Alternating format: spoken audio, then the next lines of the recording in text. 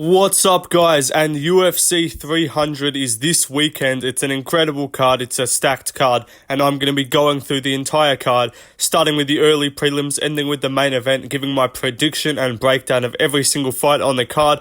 We're going to go long with this video. I don't know how long, but we're going to go long. Pause.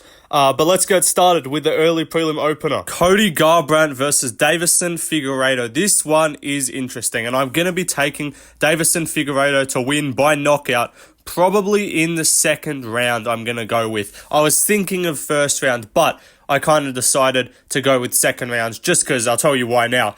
I think in this fight, Cody Garbrandt, in my opinion, is clearly not at his peak anymore. And it would probably be correct to assume Figueiredo might not be at his peak anymore. But let's just look at who they've faced recently in their careers. Even just a bantamweight. Figueiredo coming off a win over Rob Font. I picked him to lose that fight. I thought he wasn't going to be powerful for bantamweight. I thought he was just going to get big brothered. I thought everyone was just going to smoke him. And he wasn't going to be able to, his power wouldn't mean anything and he would just get touched up and smoked. But he was so much quicker than Rob Font. He absolutely schooled him up and won that fight. Arguably 30-27, 29-28 if not. And he was rocking Font a bunch in that fight. I know everyone Font fights, they make him do the jitterbug. But in comparison, Cody Garbrandt got just smoked, just got schooled by Font for 5 rounds. So that's not even like Font was one of those guys that just dropped him in the first and put him away when he was exchanging like a tard. He straight up just got schooled by Rob Font. And I'm sorry, but even look at his loss to Kattar fans. I know that was him cutting down to flyweight, and obviously this fight's a bantamweight, but I think the similar premise is going to be there, and that speed of, Cody's normally one of the quickest guys at bantamweight, and he went down to flyweight, and Kai was so much quicker than him, and he just danced rings around him and smoked him in that round, in that fight in the first round. But Figueiredo, flyweight, I think a similar speed to Kai, maybe not as quick, just given that he is a bit older. He is 36, I think. So that is one thing that is going well for Cody Garbrandt, the fact that we don't know how Figueiredo is going to be, but I think he looked great last time, and that was his first fight at bantamweight. So I think he's going to look even better this time. He's going to be even bigger for the weight class. I think he's going to be more adjusted, more conditions to it, and not just be a big flyweight that's just not cutting the extra 10 pounds, and he'll be an actual bantamweight, and he'll probably be cutting a similar amount to what he did at flyweight, because I think he'll put on a bit more muscle. I think he could mix in takedowns here. Another weakness of Cody Garbrandt, or not a weakness, but something that I picked up in his last fight against Brian Kelleher, even though he won by knockout, and a lot of people were like, oh, Cody's back, no love's back, it's prime Cody. Sick. I'm sorry, a knockout over fucking Brian Kelleher, who's literally terrible at fighting, is not going to convince me that you're suddenly return to your prime form. Before that, he went not tooth and nail, but he didn't smoke Trevin Jones. Trevin Jones is not a terrible bantamweight, but he's not a good one either. He went touch and go with Trevin Jones. He had some good moments. He had some sick takedown entries. So I could even see Cody trying to mix in some takedowns, and I wouldn't mind that for him just because I just don't like his chances on the feet here. I think Figueiredo is just way too powerful. I don't think Cody's chin's there. I don't think that was he kept getting knocked out and it's because he's coming back too soon. I think that was just Cody's just not a very durable guy. And I think we even see that not even just with his chin. It's the same thing. Kelleher was kicking him in the legs a bunch. He was kicking him in the legs a bunch, and he actually, Cody had, ice packs on both of his legs walking out of the arena after about 3 minutes of fighting. Obviously, he got the KO, so fair play, but Brian Kelleher is not that good. Trevin Jones is not that good. Apart from that, his only other win since the Cruz fight, if I'm not mistaken, was Rafael Assunção with that sick KO on the buzzer. But I don't know. I just don't rate his chances here. I think Figueiredo's way more powerful. I think he can mix in leg kicks. And yeah, if Cody, it's not even an if. It's Cody's going to exchange in the pocket at some point. I just don't see this guy staying on the outside and just outclassing Figueiredo for 3 rounds. The game plan that he would need, unless he KOs Figgy with a big shot. And I don't know. He's not a soft hitter. He definitely has one-shot KO power. He smoked a sunset, but that's a big wind-up shot. He was dropping Cruz, but I know Cruz is not the most durable guy. Apart from that, again, he just got smoked by Kai Kara France. Kara France is good, but I don't think he's on a level of Figueiredo. And yeah, just look at the font fights between the two of them. I know styles make fights, but I'm going to look at Cody Garbrandt just getting jabbed up and smoked for 5 rounds by Rob Font, or 3 rounds, whatever it was, I forget. I think it was 5. Just got smoked up compared to Figueiredo, who really didn't get rocked at all. I thought Font was going to put a jab in his face and TKO him in the first, like he did with the Yanez. But no, Figueiredo worked an effective game plan, mixed in his own takedowns. And yeah, I think he can do a similar thing to Cody on the feet. I just think it favours him. Maybe Cody's just way quicker than him. I doubt it. Maybe Cody catches him on the inside with a hook or something, but we never really see Cody get the better of pocket boxing exchanges. It just doesn't happen. So I'm going to take Figueiredo to just be more dangerous. He can probably take a couple shots from Cody. I just don't think Cody can take shots from him. Even in the Font fight, you saw Font would throw, sometimes Font would throw a jab, sometimes he would throw the right, sometimes he would throw the lead left hook as well. And Figgy's counters there, he would stick a jab in his face at the same time, and he would wobble Font with jabs. So his power is clearly still there. And I know Font's a little bit of a chinny guy, but so's Garbrandt, arguably more of a chinny guy. So Font's the guy that normally gets wobbled around, but he rarely gets actually dropped or put down badly. He just gets rocked and does the Irish jig, to quote Lucas Tracy. But compared to Cody, Cody's not getting rocked and wobbling around. Cody's going out unconscious when he fights. He's been knocked out, TKO'd against Dillashaw twice, against Munoz. Was there one in between that? Maybe there was one more. There was Kai France, and then since then he's obviously got some wins, but I don't know. I'm just not going to be sold by wins over unranked bantamweights when Figgy came up, made his debut, and fought Rob Font in a fight which I didn't think favoured him, and he got it done. So I'm picking Figueiredo. I'm picking him by knockout. Maybe he's more reserved. Maybe he gets another decision. Maybe at bantamweight he's just not a guy that's going to be flatlining people. But I'm taking Figueiredo by finish, and more specifically, I'll go with a TKO or KO in the second round with a right hand is my call. But let's move on to the next fight. Jim Miller versus Bobby Green. Another very interesting fight, and I'm going to be taking Jim Miller to win this fight by, I'm thinking, do I go knockout? I'll go knockout. I'll be brave with it.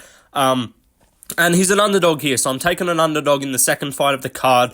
This was just my initial lean. When I saw this fight for the first time, I was just like, Bobby Green's coming back after literally getting punched 12 times in the head while unconscious. He fought 3.5 months ago. He's now going into a training camp. He's probably going to be sparring, taking even more damage, so he's probably not going to heal up as well. And Jim Miller's a guy that just has the old man power. He has that weird strength, and he's still flatlining guys. I know it's fucking Jesse Butler, who's a can, but he fought that guy coming in on short notice. He was meant to fight Jared Gordon, and then he fought that guy on short notice and just slumped him in 15 seconds. Brutal KO. So the KO power is still, it doesn't matter in terms of even if they're a can, even if they're elite, if you land on someone, certain people just won't knock them out. Bro, Sean Strickland, I know, don't at me, but he spars guys and beats the fuck out of them and just doesn't drop them. Some people, even if they're a can, even if they're an elite fighter, sometimes you can just punch them in the fucking face and they won't drop. But Jim Miller's got that guy. Jim Miller's that guy that's just KOing people. He's KOing a lot of guys, still got great power. And in that last fight with Gabriel Benitez, I think his name is, he looked really good, and I actually he was getting touched up a bit, but he didn't get rocked at all in the fight. There was no moment where he was close to getting finished, and I liked his performance there. He got the submission eventually in the third, and that's the thing I think he can do here is employ grappling. And Bobby Green KO'd Grant Dawson with a jab, a switch stance jab. But that's not going to convince me that he just has elite power. He does drop guys. He does have pretty precise striking, and he's definitely, or I'm not saying it's definitely, but in my opinion, he's most likely the quicker fighter. But okay, you KO'd Grant Dawson. That's not going to erase from my memory the fact that 2 fights before that, you were fighting Jared Gordon, and you were arguably losing before that headbutt, which ended it in a no contest. And then you fought Tony. You got dropped by jab by Tony. Fair play. Then you kind of was just touching him up, but it's Tony Ferguson. We then saw him the next fight he fought get touched up by fucking Paddy Pimblett. I'm sorry. I just don't think any of Bobby Green's recent performances actually equate to, like, demonstrating him as a really skilled fighter. Like, Drew Dober, he was kind of touching up Dober in their fight, and that's fair enough. But Dober's a guy that is very hittable, and he usually does win fights, especially against people with the complexion of Bobby Green. He'll usually get touched up a bit, like against McKinney, and then he'll come back and brutally finish them. But, I don't know. Nothing about Bobby Green's fights, and especially his recent fight against Jalen Turner, he's just not, like, I just don't think he's crazy good. He's getting older too, so even though Miller's older, Miller's been older for ages. Like, it's not like Miller is, like, 36, 37, and we don't know how he's going to go. He's been out for a while. He's coming off a fight in January. He looks pretty solid. He's still pretty quick. He's still got power. His technique, he's got good leg kicks too. That's another thing. I think he can land nice leg kicks against Bobby Green, and the fact that Bobby Green always has his fucking hands down, and that's why I picked Jalen Turner, because I'm like, bro, you can't have your hands down by your waist against a guy who's quicker than you with like a 6-inch reach advantage. It's going to go terribly.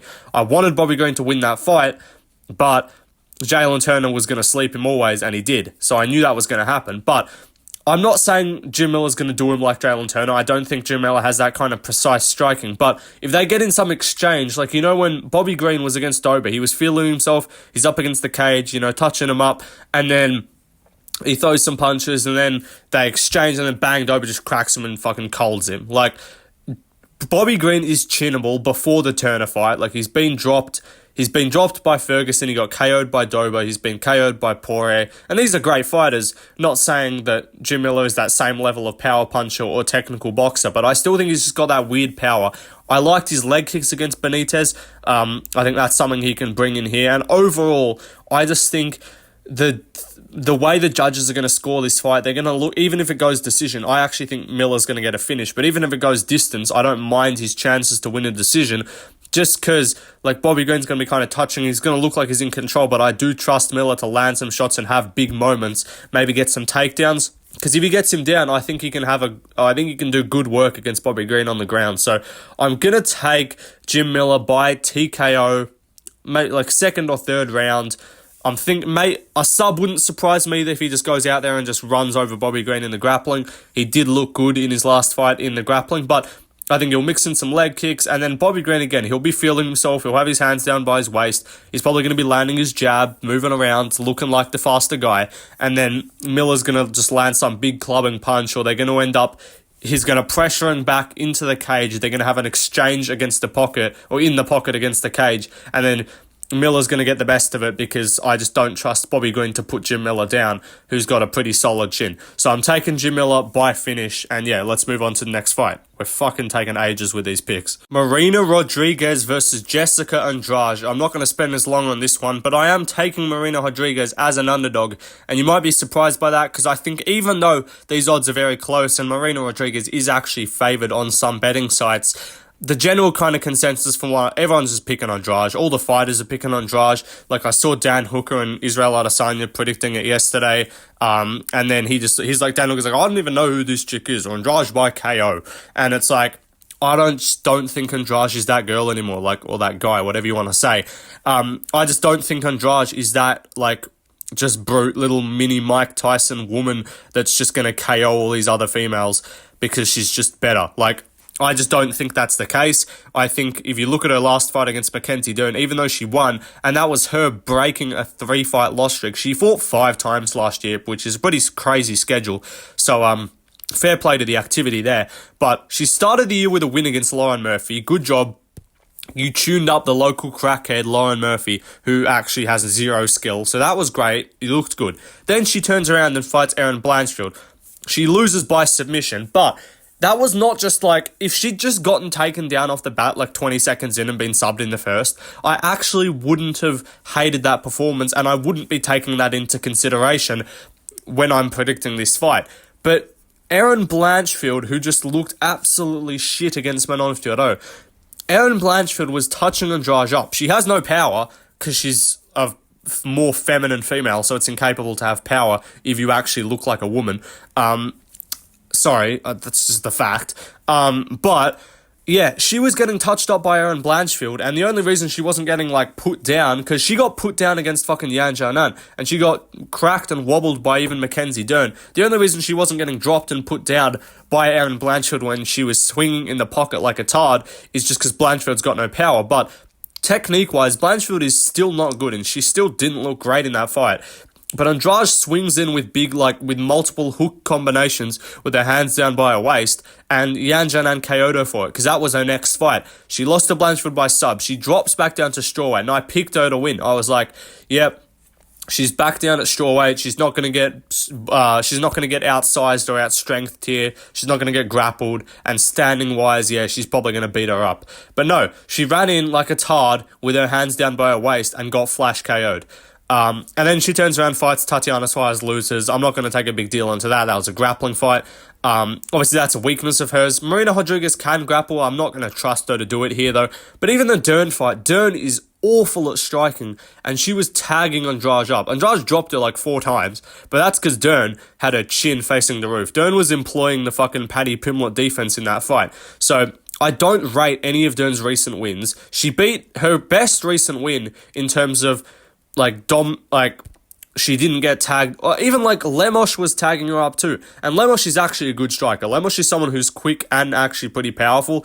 And Lemos was tagging her up, and then somehow she just ended up getting fucking head and arm choked standing. So that was a good win from Andrade. But even the Lauren Murphy fight where she was just piecing her up, she drops her hands so much, and she's so open to punches, but she's just got a pretty good chin. But I think Marina Rodriguez, she beat Michelle Waterson-Gomez in the last fight. That's not difficult. I'm not going to say that that's the reason why she wins here. But if you just look at her strike, she actually fights with good technique. She's got a Muay Thai background. She doesn't swing with her hands down by her waist. She's going to have a 3-inch reach advantage here, I believe, against Andrade. And I think she can make the most of that, stick it at range, and just be a better technical striker and keep just stinging Andrade when she tries to run in like a spastic. Maybe Andrade just catches her and drops her, but if Andrade wins this, I think it's got to be by KO. I don't think she wins this by decision. Maybe she could muscle her to the ground and get someone going there, but overall, I just think Marina Rodriguez at this point is just way more technical. I think she's quicker, probably doesn't have the best chin. She's not super powerful, so Andrade does have the power, and if they exchange in the pocket, I could see her catching her. But Marina Rodriguez, I'm a trust her to win as an underdog that not many people are picking. So yeah, let's move on though to the prelim headline, or early prelim headliner. Jalen Turner versus Renato Moicano. I'm going to be taking Jalen Turner, and he's a pretty confident pick here for me. I would love to see Moicano get a win. I'm not even a Jalen Turner fan, so if Moicano subs him, definitely would not be upset about that at all. But just style-wise, I think this is a nightmare for Moicano. I don't think he's overly... he took Drew Dober to the ground and scraped out a decision there, but Dober was being retarded, and Dober has no get-up game. Jalen Turner, with his longer frame, I actually don't mind his chances to be more difficult to kind of latch onto and keep down, because he's got these real long limbs, hard to kind of keep control of. He's not this short little compact guy that you can kind of just smother. Like Jalen Turner, he's going to have all these long limbs, he's going to be doing all this shit, so even if Moicano gets him down, I don't think he can hold him there the way that he has done recently. I don't see him being like Brad Riddell and just giving up the choke immediately. But on the feet, I think this is Turner all day. I think he's going to absolutely tune him up on the feet. Moicano gets cracked in a lot of his fights. He got schooled for 5 rounds by RDA, and that's just like an old RDA that switches and wishes and washes between fucking lightweight and welterweight, that doesn't really know what he is in his career, and he's just there to fight anyone. And he schooled Moicano. I know Moicano was coming in on short notice, but still, that's it was 5 rounds. RDA was preparing for Ziv, so fair play. He didn't get dealt a good card there, but you get schooled by RDA. A lot of his fights, man, he just gets tuned up a bunch. I think he's hittable on the feet. His chin is not granite. He's been dropped. He's been KO'd. And yeah, I think Turner's just, again, it's going to look similar to the Bobby Green fight. Moicano's going to be less retarded. I do hope that he's going to be a bit more defensively responsible than Bobby Green, but I think he's going to just have a big range advantage. I think he can just dictate that range so easily and keep Moicano at the end of his punches, and just Moicano's going to be kind of scared to engage. Turner can throw up some knees and shit, kicks. He's just going to have all the tools to keep him at bay, and if you can keep Moicano at bay, you can touch him up pretty easy, especially Jalen Turner, man. He's a good striker. He does have some losses. He was, in my opinion, he's a better striker than Dan Hooker. I think that's pretty clear. He just kind of got dealt Dan Hooker, who is incapable of being knocked out unless you're Arnold Allen. And Michael Chandler, I guess, but he fucking kicked him in the head and he just ate it. I just don't know if that fight is indicative of Jalen Turner got exposed on the feet, because we know Mateusz Gamrot him. He just spammed him a whole bunch of takedowns. Before that, what was his fight before Garbrandt? I'm trying to remember. That's what was his fight before Garbrandt? I don't even know. I think it was it Brad Riddell? Was that his fight before Garbrandt? It might have been Brad Riddell. If that was the case, because he smoked Brad Riddell, he's really good at smoking guys who are just half his size. And Moicano, he's not a small guy, but yeah, I think he's just going to be at a major disadvantage here on the feet. And then I just don't trust him to be able to just get it to the ground at will. And yeah, I think Turner's just more athletic. I think he's probably a little bit physically stronger. Or if not, he's got those long levers. He can, even in the clinch, I think standing up, he can do good work in the tie clinch. So yeah, I'm taking Jalen Turner by round 1 TKO. I think he's going to crack Moicano with something and then just TKO. I'm not like a one-shot punch, because he's not this one-shot guy, but when he cracks you at the end of his punches, he's way quicker than you, and you don't see it coming, you get wobbled. And yeah, Moicano's going to get wobbled, and he's going to get finished off on the ground or against the cage by TKO. Let's move up to the prelims. Diego Lopes versus Sodiq Yusuff. I'm taking Diego Lopes because I think he's the more well-rounded fighter, and I think he can provide danger in more areas and cause more problems for Sodiq Yusuff than Sodiq Yusuff can for him. So Sodiq Yusuff, in his last fight, he looked great in round 1. He tuned up Barboza in round 1, 10-8'd him in the first. Barboza, that's a weird one, because Barboza's a guy that can be cracked. You can hit him down the line when you just go with straight punches, and so that's kind of what we saw in that fight. But after that, he gassed himself out. He blew his load, pause. But he gassed himself out, and he wasn't able to push a high pace for that long. Diego Lopes is just a guy that's going to push a high pace. He's going to get in your face.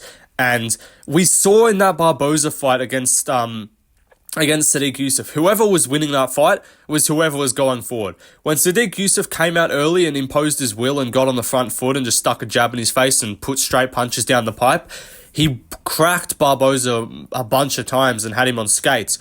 But when Barboza just said, fuck this, I'm just going to go on the front foot, you're not that good at counter-striking, he really kind of exposed him and just tuned him up for the last 4 rounds, and he ended up winning a 40, what was it? I think it was 48-45 decision or some bullshit like that, or I don't know, because he got a 10-8 himself, I'm pretty sure. But yeah, he got 10-8'd in 1 round in the first, and then he 10-8'd him in the third when he spinning wheel kicked him. But regardless, that fight showed that when you put Sodiq Yusuff on the back foot, he's not that as good of a counter striker. When he was on the front foot, he's sick. He's got great straight punches and he can crack you. But Diego Lopes is a guy that's going to be on the front foot. Diego Lopes is not a counter striker that's waiting for you to come to him. He's going to go after you. He's very Charles Oliveira-esque in that way. Less technical, of course, but he just goes for it. He gets in your face. He's got a great chin and he's got big power, and he's massive for the featherweight division. Now, Sodiq is a pretty big guy too. He looks pretty big himself. You can tell. But Diego Lopes is huge for featherweight, and I think that's going to help in the grappling exchanges. And Sodiq Yusuff is just not going to know. He's just not going to be as conditioned to that kind of grappling exchanges in a fight. Obviously, I'm sure he's training with big guys in the gym, but you got a guy in a fight and you're like, what the fuck, this is weird. You saw it with Pat Sabatini against Diego Lopes. Sabatini stuffed a takedown. Sabatini shot a takedown. Lopes stuffed it and just tossed him into the ground. He just dumped him, and then he just got back up, cracked him immediately. Pat Sabatini is not just this super chinny guy. I'm not saying he's got a granite chin and Lopes was the first to put him away, but Lopes just immediately cracked him in that fight and just got him out of there. He subbed Gavin Tucker too. Not saying Gavin Tucker's elite, but I honestly think Pat Sabatini and Gavin Tucker are similar to Sodiq Yusuff's level of wins. Obviously not level of overall competition, because if you look at, even with the Movsar fight for Lopes, maybe their level of competition is similar, but obviously Sodiq Yusuff has the Barboza loss and he's got the Arnold Allen loss. And honestly, a lot of people, I've seen some people saying that Sadiq Yusuff coming off that Barboza loss, he's going to learn a lot, he's going to come back better. Like, this is not the first time he's lost in his career. He lost to Arnold Allen, and he is a guy that's hard to get finished. I don't have a whole lot of confidence that Lopes is going to finish him. I'm going to go with a finish just because I'm going to back the momentum of Diego Lopes to find him, to find himself a big KO, a big submission here.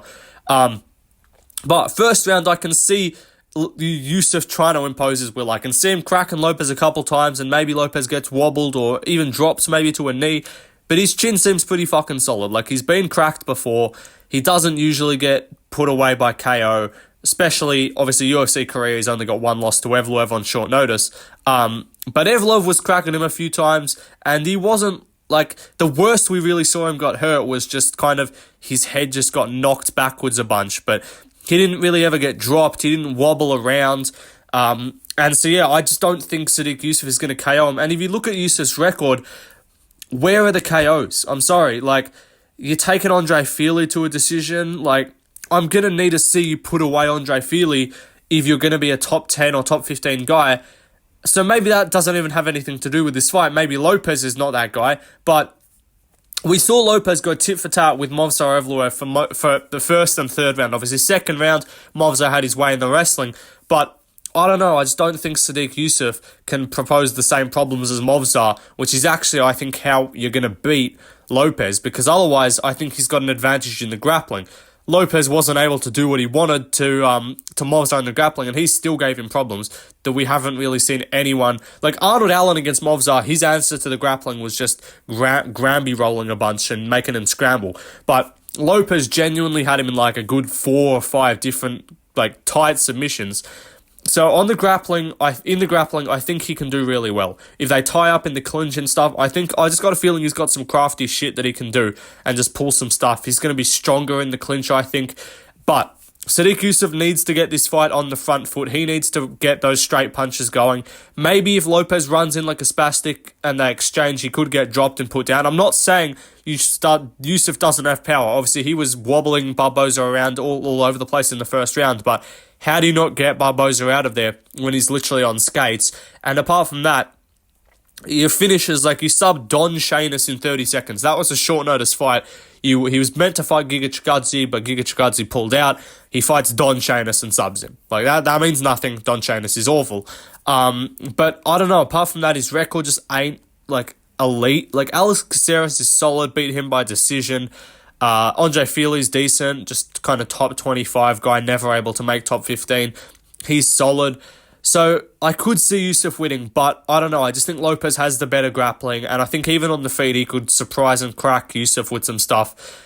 Because, yeah, I think his way to win this is to win by KO, because I just don't think you can just, like, cleanly win a decision against him. Like, Movsar and him went back and forth, and that's wrestling. But in the striking, I just don't think you're going to outstrike him and win a decision based off just being a little bit of a better striker if you're not dropping him and putting him down. So I'm taking Lopes. I'm going to go with a submission. I'm going to say he ends up on the ground somehow. He kind of muscles him down in the clinch with like a trip, and he finds himself like an arm triangle or an arm bar or something like that from top position that he then goes for.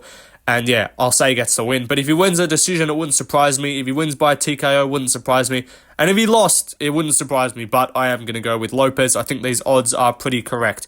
But let's move on to the next fight. Kayla Harrison versus Holly Holm. I'm taking Kayla Harrison to win. I'm not overly confident because I just don't know if I trust PFL fighters. I just have a feeling they're probably not very good. And she has lost to Liz Carmouche outside, obviously in PFL. But I just can't trust a 42-year-old or 41-year-old Holly Holm to win. She got muscled around and subbed by Maia Bueno Silva. I just don't think she's going to be that much of a problem. I don't think her power's there anymore. I don't think she's just a dynamic striker. Everyone's talking about like, oh, she might do it like she did to Ronda. I'm sorry, when was the last time we fucking saw Holly Holm look at all dangerous in any aspect of mixed martial arts? It has not happened in a while. She's resorted to clinching, and I'm sorry, clinching against Kayla Harrison, who's going to be twice as strong as you, probably weigh 20 pounds more than you in the fucking cage, and has a judo background, which is, guess where the fucking guess where judo takes place? In the fucking clinch. I think that's not going to go well for her. If she's going to win this, I think she needs to go back to her old boxing style where she tries to keep the range, but that's not what she does. I think she's too willing to kind of just end up in the clinch, and Kayla's going to be way stronger. She's going to muscle her around. Maybe she's shit. Maybe Kayla's just genuinely terrible, and people outside the UFC are just not reliable in any way. But out of all of the ones, if you're telling me you're going to give me some bullshit like some random like number 5 ranked PFL flyweight, I'm going to be like, alright, fuck you. They're probably shit. But you're going to give me Kayla Harrison. I'll trust her. I'm not overly confident. I wouldn't say bet it, but I'll back her enough to win here. So yeah, Kayla Harrison, I reckon she'll just muscle around and dominate her on the ground to win by decision. I don't think she finds a finish. I haven't watched any of her fights, so maybe she's got an elite submission game, which I don't know about, but I'll back her to kind of muscle Holly around by decision. Holm will just do enough to make her work, but not really provide any danger back. So Kayla by decision is my call. Let's move on to the next fight. Aljamain Sterling versus Kelvin Kattar. I'm going to be taking Aljamain Sterling to win this fight by decision. This was one that I went back and forth on, because at the start, when this fight came out, I was leaning towards Kelvin Kattar. I said he's got great takedown defense. He's going to tune Aljo up on the feet and maybe find a TKO. But I'm thinking about it a bit more now, and I really do rate Aljamain's takedowns and wrestling game and grappling game a lot more than I kind of initially thought. Because initially I was kind of like, yeah, he just kind of body triangle merchant to Yan for two of the 5 rounds and won the third one just. And, you know, he beat a one-armed Dillashaw, and, you know, he beat Cejudo coming off a layoff. But in hindsight, Peter Yan has extremely good takedown defense. So, Peter Yan stuffed like 90% of Merab's takedowns. Merab is a guy that just spams takedowns, but he still gets them. Like, he took down Cejudo a good few times, and Peter Yan stuffed a bunch of them, even across 5 rounds when he was tired, and got back up. And that was against Merab. But Aljamain Sterling, he stuffed a lot of them, but when he gets taken down, when Aljo just keeps working and his chain wrestling can really get going, I just love how he can get the body triangle, and I think that's going to be a big weapon for him here. And I just don't think Kattar, even though his takedown defense is really good, like he stuffed all 10 of Dan Igue's takedowns, he stuffed 4 of Josh Emmett's, he stuffed, I think, a few from a couple other guys, but stuffed 1 from like Zabit. He got taken down once by Zabit, I'm pretty sure. But if you're looking at it, like, Dan Ige shot 10 takedowns on him. Dan Igue's not a wrestler. Like, Dan Igue's not a guy that's just coming out offensively wrestling against guys, chain wrestling like Aljo, looking for the body triangle. That's not what he's doing. But I watched a bunch of tape from Aljo versus Peter Yan, and I know Kattar is going to be a lot bigger and a lot stronger, but just fundamental technique-wise and grappling, like scramble-wise, takedown defense-wise, purely, I think Peter Yan is better. And I just don't think Kattar has fought anyone like Aljo with those same, like, that same style of wrestling, who's just going to kind of shoot and he's going to cling on and he's just going to kind of move your leg around in a real awkward way. Like, Kattar's defending takedowns from guys like Dan Ige, who was just kind of blasting in doubles from the open, getting single legs, and he was just balancing on a single. But Aljo will get a single, he'll shoot for contact on a single leg, and then he'll go to a double, or he'll trip you down with it, he'll take you back. Like, he does all these different things with his takedowns, with his trips, and I rated a lot. Even Cejudo against the fence, he took him down. So I think he's just a crafty enough guy, and he's just got enough skills and enough just awkwardness and weird ways to get him down to the mat. Also, Kelvin Kattar coming off that injury against Arnold Allen in November 2022, I believe it was, when they had that fight night main event. He tore his ACL, and he's been out for a hot minute. That's going to be out from November, that's how much, like 16, 17 months, 18 months-ish. He's been out for ages. Surgery probably took a bit time off, so it's not like he was training for a lot of it. Probably started training last year, and, you know, maybe re-aggravated it. It probably doesn't have that same level of strength in it. You never get, like, when you tear those ligaments, like, those are the kind of things that they're re-aggravating injuries. You do them again, and you, like, if you don't take the exact amount of time off, and you don't, if you're trying to recover from it, and then you just tweak it a little bit more, it's just weaker. You don't re-tear it, so you're not, like, it doesn't mean you go like, oh, fuck, I can't even fight. My leg doesn't work.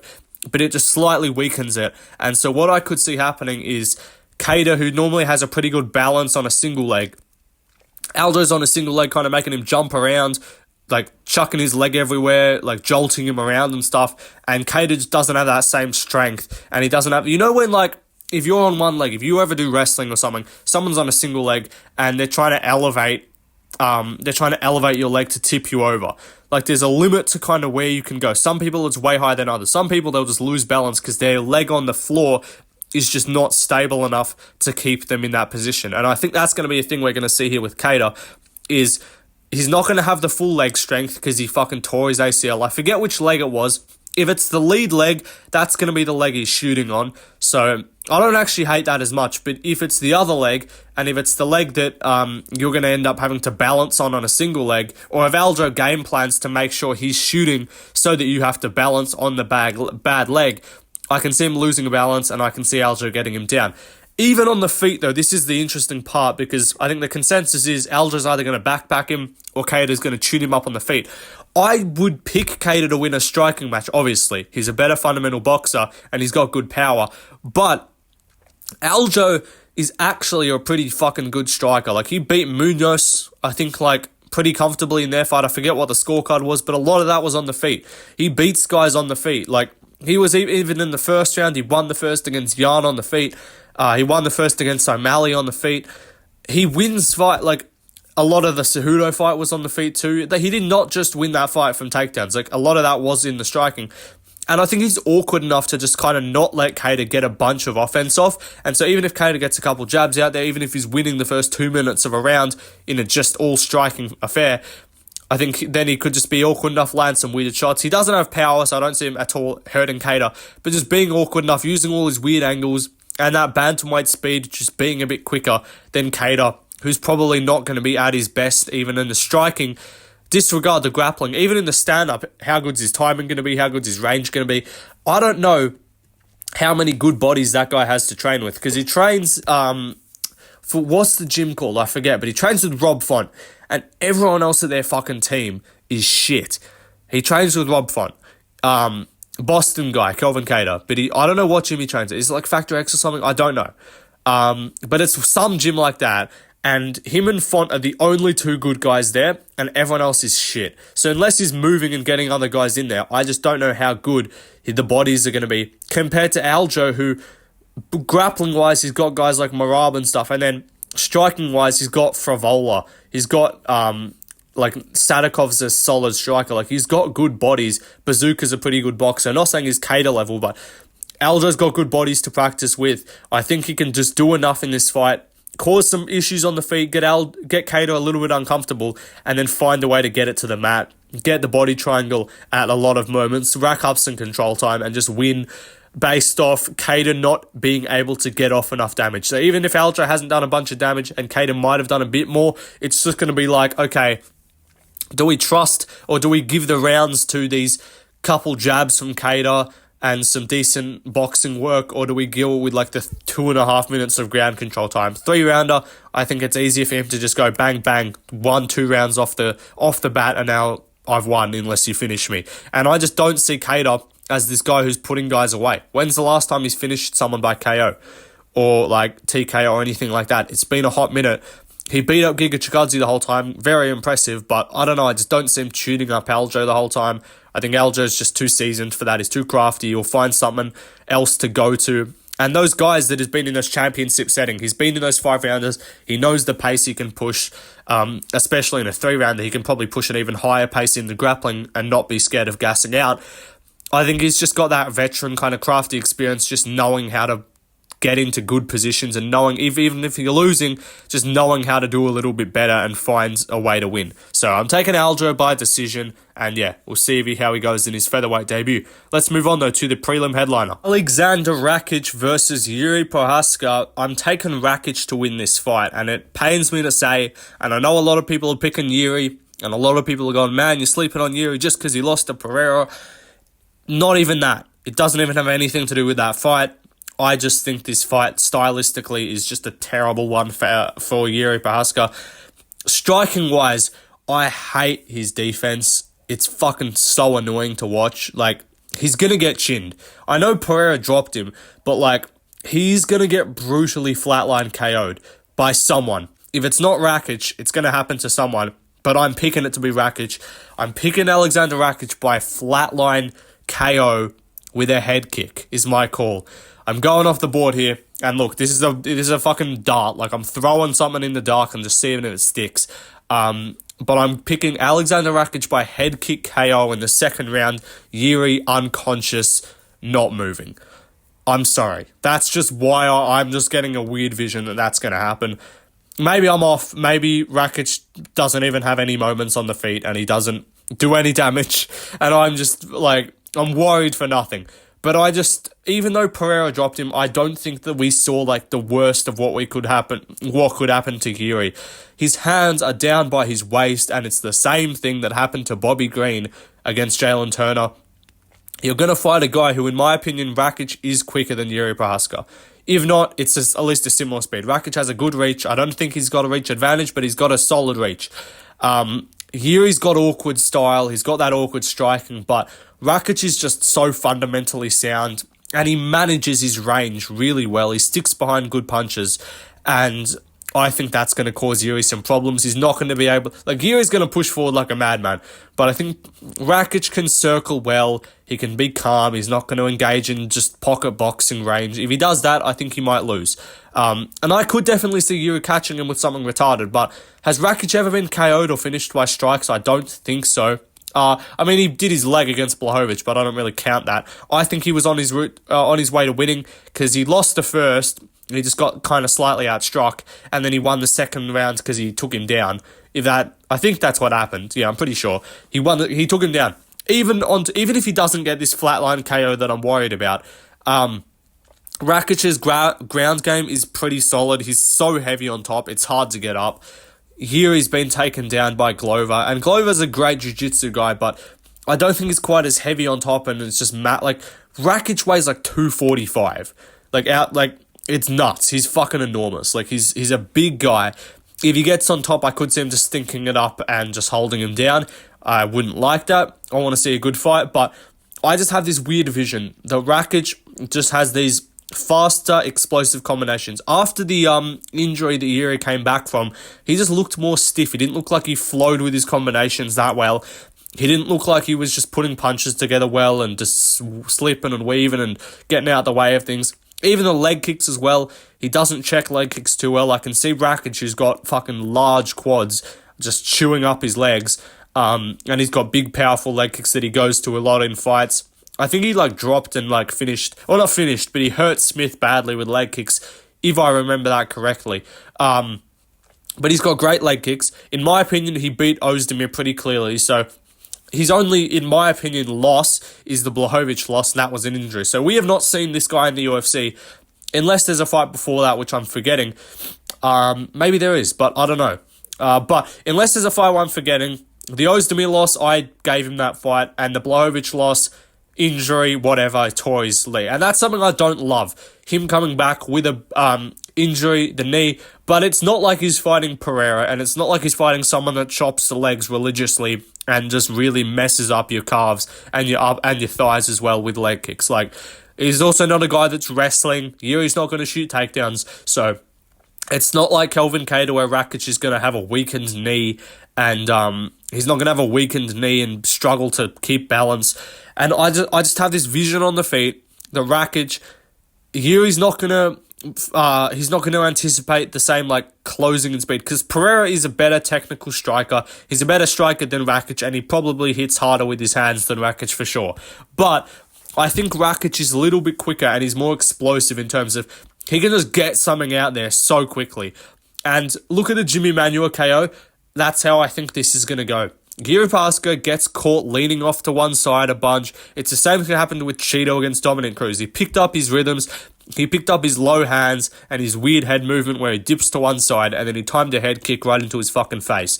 I can see Rakic setting up Yuri for a 1-2 high kick, or he throws a 2, or just 2 high kick or jab high kick, or he sends Yuri one way with a punch and picks up on his slipping combinations. or when Yuri's coming and doing his weird little ducking thing, as he ducks to one side, he ducks to the other, and then Rakic just fucking slams a fucking shin into his nog and just KOs him.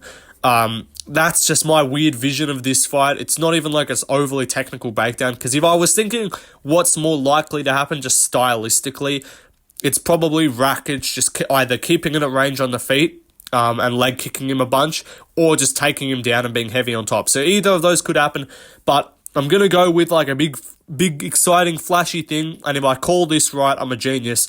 I'm picking Rakic by KO with a head kick.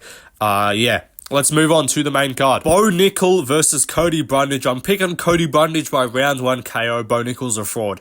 No, I'm kidding. I'll take Bo Nickal. Who gives a fuck about this fight, let's be honest. I hate that the UFC is doing this. I don't even care about the main card thing. It's retarded, whatever. But just the opponent is dumb as fuck. Like, why are you booking fights where not a single fan with a brain is going to come out of this with any different opinion of Bo Nickal unless he loses? He can win by 10 seconds KO, and no one's going to change their opinion about him, because it's Cody Brundage. It's Cody Bumdage, as we call him. He's shit. He can't defend takedowns. He's got no grappling, or his grappling extent is just slamming you on his head if he ends up on top of you. But he's not going to end up on top of Bo Nickal. I'm picking Bo Nickal by round 1 submission. I don't know. Maybe he gets a KO. Maybe he comes out looking like he did against Val Woodburn.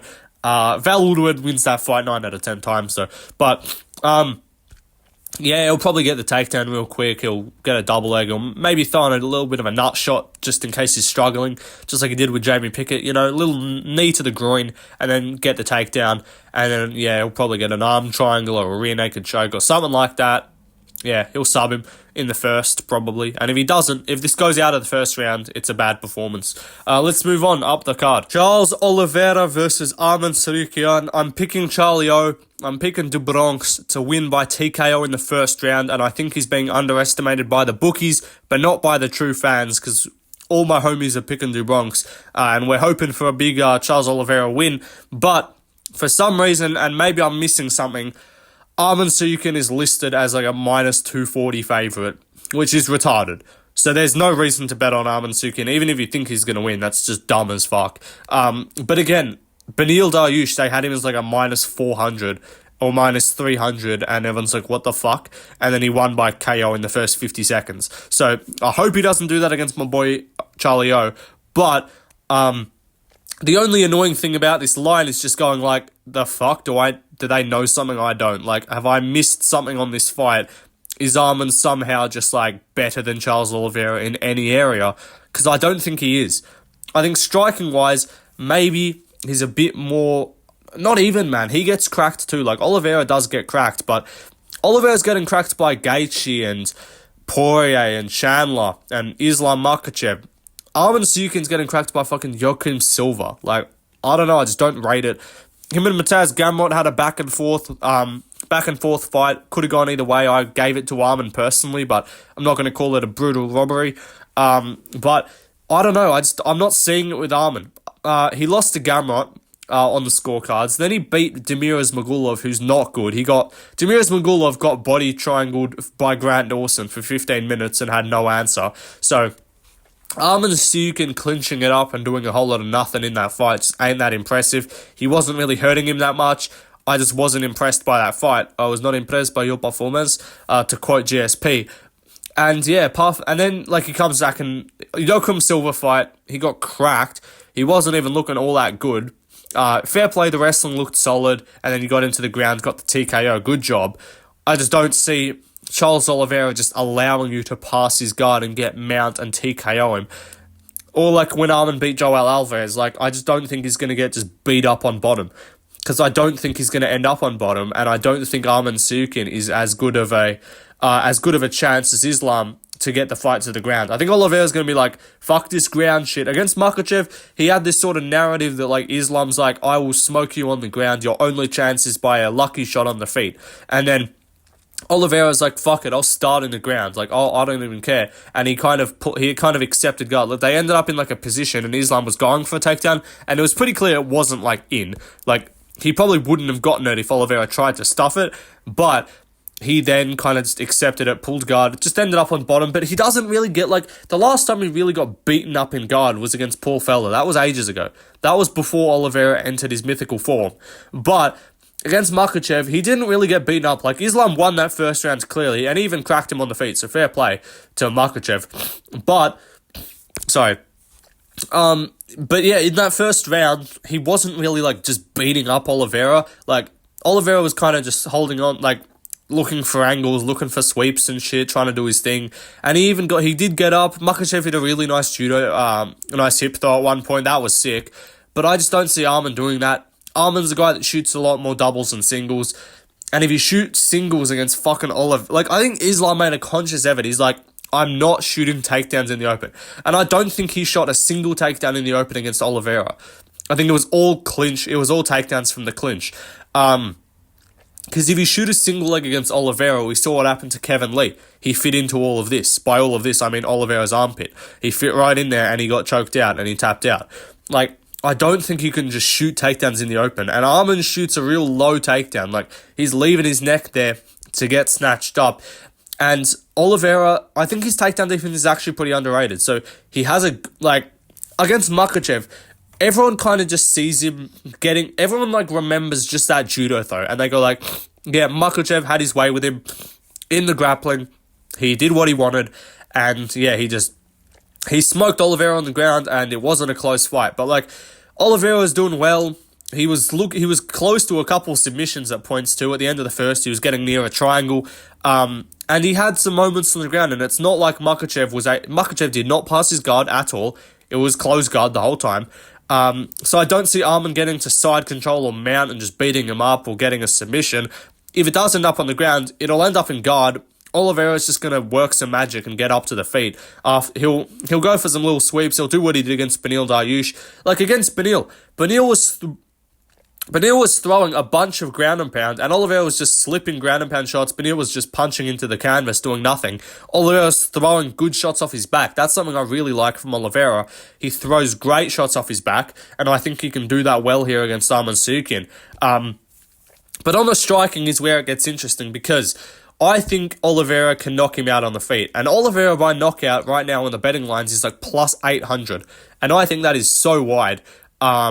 It's like, if you're picking Arman, how do you think he's going to win? Is he going to just take him? Like, I'm not saying he can't win, but is Arman just going to take him down and hold him there the whole time? I just don't think Oliveira is going to, like, accept that. He gets up, and I just don't think I don't think Arman is going to be able to just push that pace the whole time and have his way with Oliveira on the ground. But striking-wise, I just don't see Arman with the advantage. Maybe he cracks him and maybe Oliveira's chin's not there. But I think, unlike guys like Cody, who I just don't think ever has a good chin, I think Oliveira's chin issue was kind of because he kept fighting so much and getting cracked and getting into wars. But I think now this approach of taking more time off, taking time between fights, not getting knocked out, but like getting dropped in a fight, and then you're turning around in 4 or 5 months for a camp, you're sparring.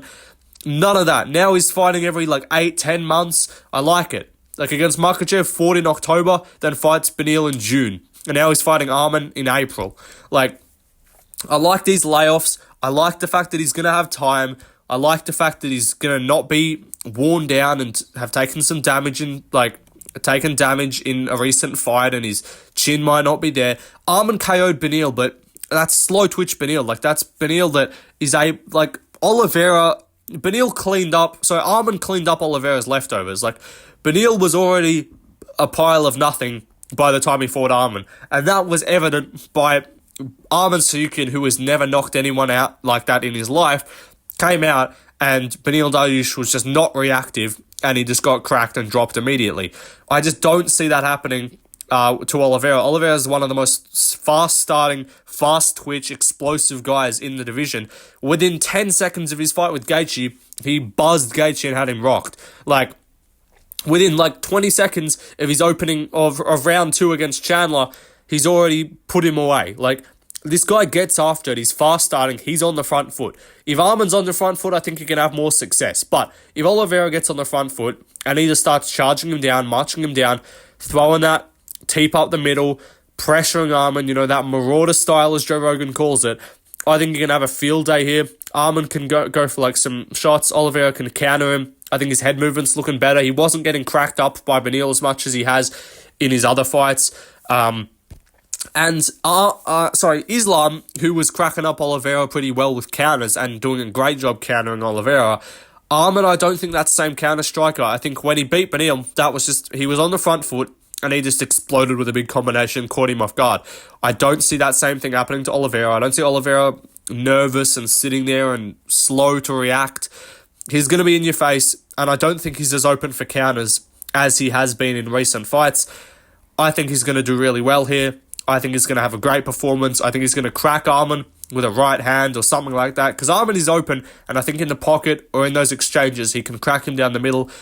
I think he does have a reach advantage here too, because Arman's like 5'6" or 5'7", and I don't think he's got the longest arms. But Oliveira's I think he'll have a reach advantage. I think he can get Arman on the end of his punches. Maybe he baits out a counter, and then he cracks him. Arman throws a punch, big punch, looping shot or something like that, and then Oliveira just cracks him, hurts him, similar to how he did against Beneil maybe, gets like a right hook or a left hook like he did against Chandler, blasts him with a right hand like he did against Gaethje on the break. I just think he's got so many ways to find a finish to hurt Arman, and I just don't think Arman has as many ways to win this fight as Charles. So I'm taking Oliveira by TKO in the first. I think he's going to get cracked with a right hand, Arman that is, and he's going to get followed up to the ground, and he's going to get hammer-fisted out, and he's going to get put away. Arman's going to, or maybe I could see it, he drops him, Arman shoots a panic single, gets gillied. That's another possibility. So I wouldn't be overly confident with a method of victory here, but I am confident in Charlie O to win this fight. And yeah, I think he gets it done. Let's move on though, up the card. Justin Gaethje versus Max Holloway. This is a very interesting one, and this should be an absolute banger. I'm taking Justin Gaethje to win by decision, and I think it's going to be an interesting fight, and I think it's going to be a weird one on the scorecards, because what I'm predicting is Justin Gaethje to win by, what am I going with? 48-46 decision. So that means that I think Justin Gaethje is going to win 3 rounds, and one of them is going to be a 10-8. And then I think Max Holloway is going to win the final 2 rounds. That is my prediction for this fight. I think Gaethje is just, I'm seeing a bunch of people going like, yeah, man, Max Holloway he's got a real chance, man. And he does have a real chance. But I'm seeing people I think they're getting overly they're trying to convince themselves to pick Holloway. I just don't think this style favors him. I don't know. I think this is just going to be a shitty fucking fight for him. He's just going to get overpowered, I think. I don't think he's getting finished, of course. I said that. I think it will go decision. But I think he's just going to get overpowered. I think he's going to get... I think he's going to just get cracked a bunch, and it's not going to allow him to get his momentum going. And we saw it. I'm not saying Gaethje is Volk, but we saw it with Volkanovski Holloway, especially in the trilogy. Volk took away Holloway's ability to just get going and start going downhill on him, because he just kept cracking him, and he just kept sticking him at bay with leg kicks, with jabs, with big right hands. And every time he would just hit Holloway, he's not dropping him, he's not wobbling him, but he's just cracking him in the face. And you can't just keep walking forward as you're getting cracked in the face. It makes you stop. The punch stops you as you keep going forward. And I think Gaethje's going to do a similar thing here, because we really haven't seen that high output, constant volume style from Holloway recently. The last time we saw it, I guess the Yair fight was pretty high output, but then he lost to Volk after that. He beat Arnold Allen, but that wasn't a super high output fight. If he fights like that against Gaethje, it's just not going to go well for him. If you're having a technical exchanging battle with Gaethje, just don't think it's going to go well for you. And then he fought Zombie, and he KO'd Zombie, but Zombie's got no chin. And Zombie was landing on him too. Zombie was cracking him a bit. And I just don't think Holloway's defense has ever been overly elite, because his chin is so good that I don't think it's caused that urgency in his camp and in his training to be yeah, we got to be absolutely bulletproof, cannot let a single punch through here.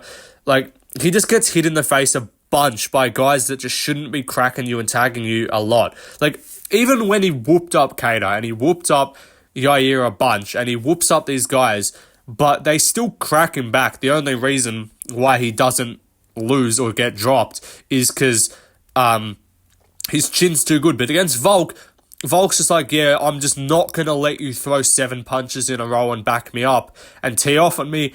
And yeah, that means I'm just going to win. Like, Volk basically just said he was the first guy to just stop the Holloway, like, output train and just not let Max do what he wanted, because he would stick him at range, he would get that jab out there, and he was just a more technical, better, cleaner boxer and cleaner striker overall. But the people picking Holloway, it's interesting to me because, like, I get it if you think that. Also, I just don't think Holloway is going to just drown Gaethje. I think he will win the last 2 because his cardio is elite. But I don't think Gaethje's cardio is that bad. So I don't think. I'm seeing some people saying like they're going for like a finish for Holloway, and I just think that's crazy. Gaethje's not really a guy. Like, he gets dropped by Charles. He gets dropped by like Poirier in the first fight. He gets dropped by someone like Ferguson with a flush uppercut. I just don't think Holloway is the guy to drop him. He's just never been a naturally, like, really powerful guy. And yeah, I just think Gaethje, the impact of his punches and the difference in this fight is just going to be the guy that's just hitting harder and able to stop the other guy. Gaethje's boxing and his striking exchanges looked so good against Poirier. And I think that's underestimated. I think a lot of people kind of remember that as like, oh, it was whatever, not much was going on. Poirier was doing well, and then he got cracked with a big head kick and KO'd. Gaethje was, in my opinion, the better striker in the first round. He was landing the cleaner shots. I think he looked amazing. Still going to the leg kicks well, which I think is going to be a big weapon for him here against Holloway. And yeah, I think everything about this, except for, like, I guess Holloway, I think maybe has a reach advantage. And size-wise, it's not even about the size. It's not like I think that Holloway's going to be small for lightweight, because that was Lucas Tracy's main issue with this fight at the start, and that's why I cooked him in the debate. Always got to mention that. But he was basically saying, oh, Holloway's not taking this seriously, he's going to be small, he's going to be undersized, Gaethje's going to be way too big for him. And that was never my concern. It was more just like, Holloway's not a natural lightweight.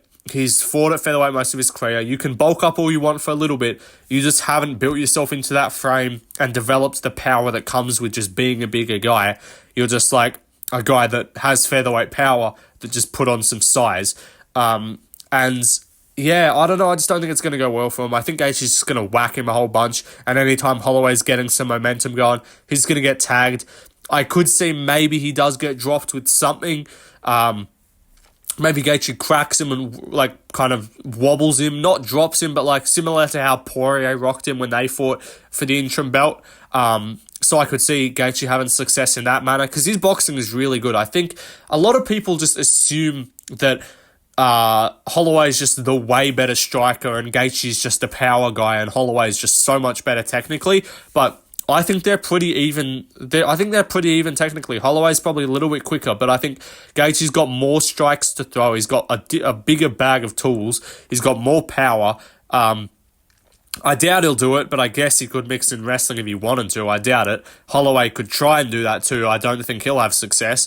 I think on the feet, it's just going to be a bunch of leg kicks. Gaethje's power is just going to keep halting Holloway, and it's going to be like, you can't move forward and win this fight if you keep getting cracked in the face.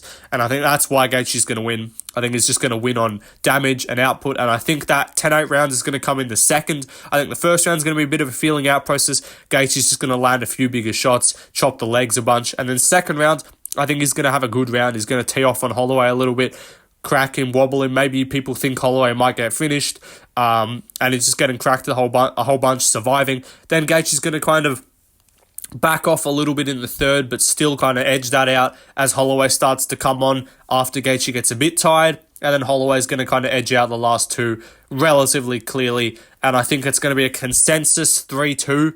And then that 10-8 scorecard, in my opinion, is just something I'm chucking in there as like a little interesting, I guess, take. But it could, I think, just a 48-47 on its own instead of 48-46 is also very possible, because it's hard to see Holloway just get 10-8'd, but I'm just going to take a flyer and guess that's what happens. But yeah, that's my prediction. I think Gaethje's going to do too much damage, to be too powerful with the hands. Holloway's just not going to be able to get going constantly and overwhelm him. And yeah, that's my prediction. Let's move on though, up the card. Zhang Weili versus Yan Xiaonan. Obviously, I'm taking Weili to win pretty comfortably. One of my more confident picks on the card, and I'll go with a TKO win in round 3 due to ground and pound. I think she's going to bully Yan Xiaonan in the grappling. After some close rounds on the feet, I think round 1 and 2 are probably going to go her way, but just be a little bit too close for comfort. The corner's going to be like, all right, fuck this, just ragdoll this bitch. She's skinny, hasn't eaten enough dog, and yeah, you've eaten more dog than her. You got that dog in you. And yeah, just go wrestle her, beat her up on the ground. And Weili's going to take her down, be physical, threaten a choke attempt at one point maybe, and just end up in side control, end up in a crucifix, and just beat her up on the ground with elbows. Yan Xiaonan is solid, and she definitely has a chance to win, because Weili definitely does have a little bit of a chin issue. Like, she can be cracked. She has been put away. Rose head kicked her. She can get touched up. But apart from that, like head kick KO from Rose, I don't know. She doesn't really ever get KO'd. So I'm not too worried about Yan Xiaonan with a finish. Just because, you know, Weili's not Jessica Andrade, and she doesn't swing with hooks by her side like a spastic. She's actually throws with good technique and power. And yeah, so Weili, I think, is just better everywhere, to be honest. I think she could win this fight just on the feet, but Yan Xiaonan can match the speed, so that's where I think Weili might mix in the grappling a lot more, because she just doesn't want to stay on the feet with someone who's probably quicker. Maybe Yan Xiaonan has a reach advantage, I'm not sure, but yeah, overall, I'm not sweating this pick too much. I think Weili is going to win, but knowing the fucking sport, I'm going to get all these other close favourites or close underdogs or big underdogs. I'm going to get all these right, and then Weili's going to fucking lose. So yeah, I'll pick in Zhang Weili pretty comfortably. The odds are unbettable as a money line, but if you wanted to go as like a finish prop, submission, or TKO prop, I could see either of those. Round 3 TKO, long shot. Round 3 submission, kind of a long shot one. Just because I think it's more likely that the two of them sort of build into it a bit. It's a 5-round title fight, of course. So they kind of build into it a bit. They go back and forth. Both land good stuff. And then in the third, they just go, fuck it. And maybe in the second round, she gets a takedown and realizes that she can kind of muscle her around pretty easy. And then the buzzer goes, ends the round. And then she goes, all right, fuck this striking bullshit. I'm just going to wrestle you. Because she knows after a second round, where I think she'll have a bit of grappling success, she'll be like, okay, I can go to this easily and win. So yeah, she'll take her down comfortably in the third round, get her down, end up in side control. Similar to, you know, she had that position against Carla Esparza where she ended up actually getting the rear naked choke, because she actually had like a sort of crucifix position, and then she took the neck from there, sort of. I think she'll do a similar thing here, but just go for the ground and pound. And yeah, get a TKO finish for Zhang Weili. And still, let's move on though to the main event. Alex Pereira versus Jamal Hill. I'm taking Alex Pereira. Yeah, I think he's going to win this fight by round 2 TKO. And I just think he's got the advantages on the feet, in the striking. Just style-wise, overall, I could see Jamal Hill causing him problems, because I do think Jamal's hand speed is good, and it could definitely cause some issues with straight punches down the middle. That is something Pereira is definitely open to, but ultimately, low kicks for Alex Pereira going to be a problem. Jamal Hill, another story in terms of one of these injury layoffs, hasn't fought since January of last year, so it's going to be around 15, 16 months by the time they get in the cage. I don't love that. And the injury was July, so it's not like the injury was February and then he was free to go and he was all cleared up and he was good and no hassle and all injury-free by December. That's not what it was. He got injured in July or June or July, whenever it was. And then Achilles injuries, man, those are not injuries that just a couple, like 4-month fixes. Like, how long has it been since then? Like August, September, October, November, December, January, February, March, April. It's been nine-ish months since the injury. I just don't think that's like enough for it to be fully good, fully recovered, especially going through a training camp. If you're like having guys throw leg kicks at you constantly, if you're telling them you got to throw calf kicks and make, like, I got to check this shit, I just don't know how in good condition his leg's going to be. And we see Pereira will just kick you in the leg. It's similar to how Blachowicz does it. You get kicked in the leg, and it doesn't matter if you slightly check it, doesn't matter where it lands. He just lands them. And he doesn't turn his hip over. He just kicks you in the leg, and his shins are just oddly hard, and the way he throws it just somehow is just that debilitating. Because Yuri Prochazka was like off his feet. He literally like kicked Yuri Prochazka like, kicked his stance out from under him after, like, the third kick. He was not liking those kicks. And he's a guy that he'll just fight no matter what. He's a guy that doesn't really show a lot of pain. But you could tell those leg kicks were really bothering him. So I think that's going to be a big thing for Alex Pereira. He's going to chop that lead calf of Jamal Hill. Even if it's not the injured one, I don't even know which one the injured one is. If it's the rear one, it probably won't be as bad. But if it's the rear one, that'll just mean Jamal Hill won't have as much explosiveness on the front foot. He won't be able to come forward with big combinations as much. He's going to have to counter-strike more and throw going backwards. But assuming his leg's good and assuming he doesn't get compromised early because his leg's not 100%, I still think it's, even just boxing-wise, like, well, obviously Pereira's going to throw the calf kicks regardless, but just the punching-wise, Pereira's got that left hook, Jamal Hill's got those straight punches, especially that straight right hand. He does mix in a lot of shots, though, so he could go up high with kicks of his own. He mixed in some good takedowns against Glover, some good head kicks against Glover, not takedowns.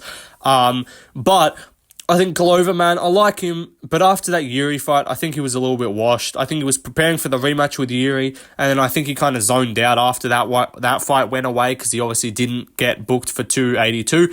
He then didn't think he was going to be fighting, and then they say, all right, you're fighting Jamal Hill. Even though, like, fundamentally it's like, okay, they're both boxers mostly, they're both heavy strikers, it's like, it's a different thing. Shorter camp for both guys, and I think after that Yuri fight, he was just beat up so much. I don't know. I just don't know how much I trust just kind of using Glover as a punching bag because he's very hittable. Like, Glover just gets touched a lot. Like, Glover can get cracked. And, yeah, Hill looked great. He had the performance of a lifetime. He looked really quick. He was landing great shots. And Glover couldn't really take him down. But in my opinion, Glover is a guy who he has had success on the feet in fights. Like, he did rock Yuri and stuff, but that's what I mean. That's another reason why I'm picking Rakic. Like, Glover rocked Yuri. He's a guy that kind of just has that big old man power and just kind of thudding shots, but he's not a quick guy. He's not an explosive guy. He's not that defensively sound. And, yeah, Jamal Hill just beat him up, but I just do not think in any way Alex Pereira is comparable to Glover Teixeira in terms of the striking. I don't think Jamal's going to have that much success shooting takedowns, even if he does try. Maybe he can do it. That's probably his better path to victory, honestly. But on the feet, unless he's just way quicker than Pereira somehow, and Pereira just looks so slow and stiff. Yeah, stiff as a board. I'd snap you in half. Unless Pereira's just really stiff and he's just, like, able to get touched so easy and Jamal Hill's just coming in and out and dancing rings around him. If these two come in looking pretty similar to how we've seen them in the past, I think it's going to go better. Even for Pereira, he hasn't fought. This is only his third fight at light heavyweight. I think progressively he's going to get even better. He's going to get even more confident and build into his frame. More powerful too. Better chin as well. Had a bit of a layoff since November. And against Yuri, he took some cracks, but what's that? December, January, February, March, April. 5 months, that's a pretty solid turnaround given that he didn't get dropped or, like, rocked at all. Yuri was teeing off on him a little bit, but I think that's the unawkwardness of, also the awkwardness of Yuri, the unorthodoxness, I should have said, of Yuri. That was the aspect that was giving Pereira problems. It's not because his defense is awful. Like, he does get hit a bit. That is a worry, but I don't think Jamal Hill's power is just that much of a concern. It's definitely a concern, but is this just like two guys with absolute nukes where Pereira undoubtedly can just KO you with one shot? I don't know if Jamal is that same guy, that Pereira is just, like, done if Jamal Hill lands the right hand. I think, like, he's landed it on Glover. He used him as a punching bag the whole time. Like, he's landed that punch on a lot of people, and so far the only two that he's KO'd is Johnny Walker, who's got no chin, and Jimmy Crute, who is terrible at striking. Apart from that, Thiago Santos, he finished by TKO, but that was ground and pound. That was just Thiago Santos got real tired. He beat him up a little bit. But Santos was landing, man. Santos was landing the left hook. I don't know, man. I just don't trust Jamal Hill as much. And one performance, it remains to be seen if that's a one-off or if he's really that good. He looks fucking fat too. I don't know. Maybe that's just his genetics. He's always kind of been a bit chubby, but come on, you'd think, like, Strickland normally looks mid as hell. Like, he looks average physique-wise in all of his fights. But even he came in looking shredded against Strickers. Jamal Hill's not even coming in looking shredded. He's not even looking any leaner. He's looking tubby. He's looking like John Jones, like how he's looking right now in that security camera footage. Like, I don't know. He seems like he's like a bit weirdly too confident about beating Pereira. Like, he just doesn't think Pereira is going to cause that many problems. I think he kind of sees Pereira getting tagged by right hands and it's like, of course I can land that punch. I'm, pound for pound, statistically the best fighter to ever live. Because, you know, he's been going on those Twitter rants. But I just don't think his confidence is well placed. Obviously, you want to be confident. You want to think you can win. But the way he's talking, it's weird. It's not like a Conor against Aldo or anything like that, where he's trash talking, or Ilya against Volk. It just seems weird. I don't know. Maybe he just thinks Pereira's an easy style matchup for him, which I think is incorrect. But overall, I think he's going to get it done. Alex Pereira, that is, by TKO. I think he's going to chew off the calf. Jamahal Hill's going to be needing to switch stances, not have the same explosiveness on the feet, not be as dangerous, and then Pereira's going to be walking him down. Hopefully not be as retarded as he was against Izzy and get cracked and put away. I think he's going to be a bit better with it, a little bit more patient, landing the shots better, cleaner, and then I think he will put Jamahal Hill away in the second round, maybe third. But yeah, punches, kicks, going to just kind of finish him off. Yeah, I think that's how it's going to go. But those are the predictions. That is the full card done. I've spent a fuckload of time on this video.